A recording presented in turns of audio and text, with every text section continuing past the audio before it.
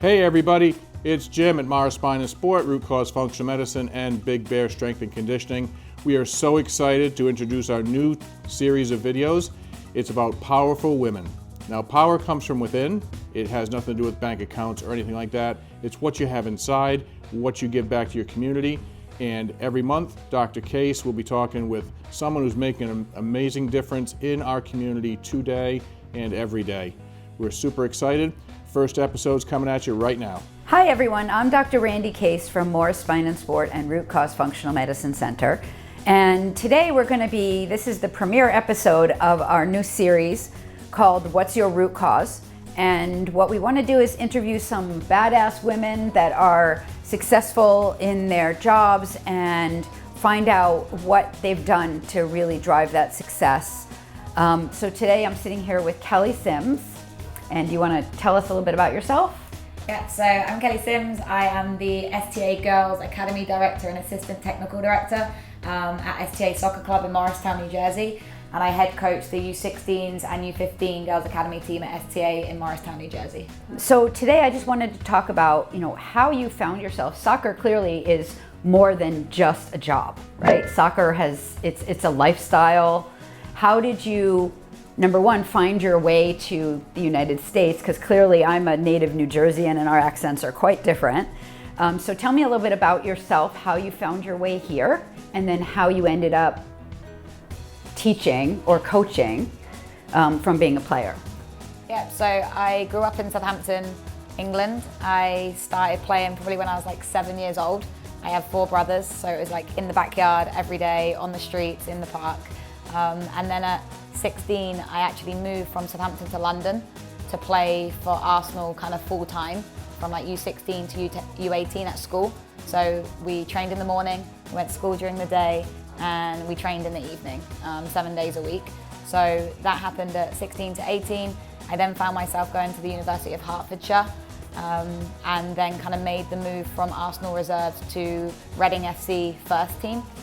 And then from there, I had a friend who came out and played in America, and I thought it was a great idea, so I kind of followed her and came out to New Jersey, played for the WPSL team Milburn Magic, which is under the STA banner in 2009.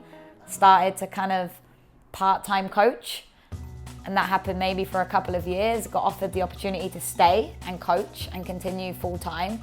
So STA, so you're the GA director, the Girls Academy director. You're also the assistant coach of the girls' national team. You have been for the past few years. And you have your level A and B licenses, yep. That's quite a feat. That's a lot of training. Mm-hmm. So you've got a lot of skill there. And you also you're a talent scout. So tell us a little bit about that. I know STA kind of fosters a really camaraderie. They have a lot of training. They're really looking to develop players. So talk a little bit about more of that development and how the talent scouting comes into that. Yeah, so I think STA has really good leadership, and it's about continued growth and continued development. And at the age of, I think I was probably only 25, 26, I think that's when I started to love to learn again, after obviously the teenage years and taking that gap year from school. So I started my B license, and I was really fortunate to have a great instructor actually who really inspired me and motivated me to just want to be better. So from there I did my B license, my A license, and then I took, at the same time as my A license, I was given the opportunity to do my talent scout license at the same time. So I was kind of juggling the 2 courses, and from there I learned to become a scout kind of accidentally, and got into the US Soccer Scouting Network kind of during COVID. And then from there got the opportunity to join one of the youth national teams at U15 and kind of fell into that culture as well. So I think that both STA and US Soccer, they inspire a lot of people to strive to be better and continue learning and growing. And so I remember last year, we've known each other now for about 2 years. And last year when you went to Germany, you do a lot of traveling. That's one thing I've noticed about soccer, travel soccer, these elite upper level leagues. So how do you deal with that? You're back in school. You obviously you want to have a life, regular like adult life, and then you're traveling with all these kids. So what is that like? It's hard.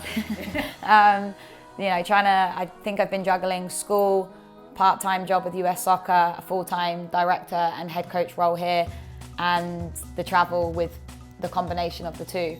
So no, it's definitely hard, and I think it's just finding the moments where you can relax and take a break and spend time with your friends. I think that's really important, but also kind of just embrace it's almost like embrace the challenge of being busy. Yes. And enjoy it, because I now have a life here because of soccer. Yeah. And the fact that I get to explore the country, maybe on soccer fields, but I get to explore the country and kind of go and do what I love, but also watch the teams and the players go, and everything's just an experience. So with US Soccer, it's a completely different experience. And Germany, is an unbelievable trip. And we also, the first year with the U15s, we had CONCACAF, and that was kind of like a 3-4 week adventure as well. But it's hard, but I think you just have to embrace it, enjoy it, and understand that you're still doing what you love, and sport is giving you the opportunity to explore. Yes, and I've had the opportunity and the honor of really being on the sidelines, being the medical provider while the kids are on the field, and also for the WPSL.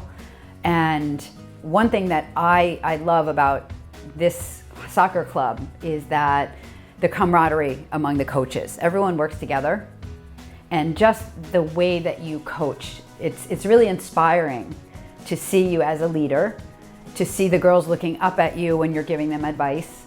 And you seem to coach with a lot of compassion, empathy, because you know what they're dealing with, especially if it's a super challenging team. But you're also able to, with strength and authority, tell them what they're doing right, what they're doing wrong. And you kind of do it in a way that everyone still high fives, everybody still is part of the team. So how did you learn that? Did that come from coaching experiences or from other people? So who are your inspirations?